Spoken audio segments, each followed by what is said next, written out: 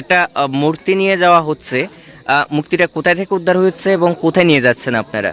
এটা উদয়পুরের দশমী ঘাট, গোমতী নদীর মধ্যে উদয়পুরের দশমী ঘাট যেটা আছে, এটার মধ্যে কিছু এলাকার স্থানীয় লোকজন একটা মূর্তি দেখছে, দেখে তারা বিভিন্ন ইয়ার লোকাল যারা আছে তারা খবর টবর দিছে পরে তারা যারা দশমী ঘাটে তোমার কাজ করব নগর পঞ্চায়েতের পুরসভার কর্মী তারারও খবর দিছে। তারপর তারা যে দেখছে এটা পাথরের মূর্তি, জল অল্প, তখন তারা সবাই চিন্তা করতেছে অল্প জলের মধ্যে মূর্তিটা কীভাবে আসলো, এবং মূর্তিরা অনেক ওজন, এত ওজন মূর্তিতে জলে বাইশে আসার কথা না।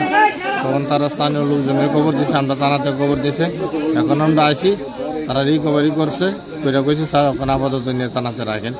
আমরা তারা যেহেতু কইছে আমরা নিয়ে আপাতত থানাতে বসাই, পরে প্রশাসনিক যা করে তা অনুযায়ী ব্যবস্থা। প্রাথমিকভাবে কি মনে হচ্ছে, এটা কি প্রাচীন মূর্তি, কোনো পূজিতা বা পুজো টুজো হয়েছে আগে এরকম?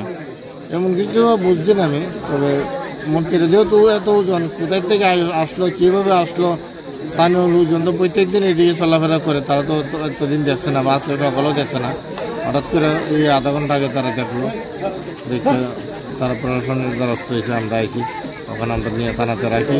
এলাকার বাসীও কইছে স্যার আপাতত থানাতে রাখেন, তারপরে প্রশাসন যা করে তার অনুযায়ী ব্যবস্থা নেবে।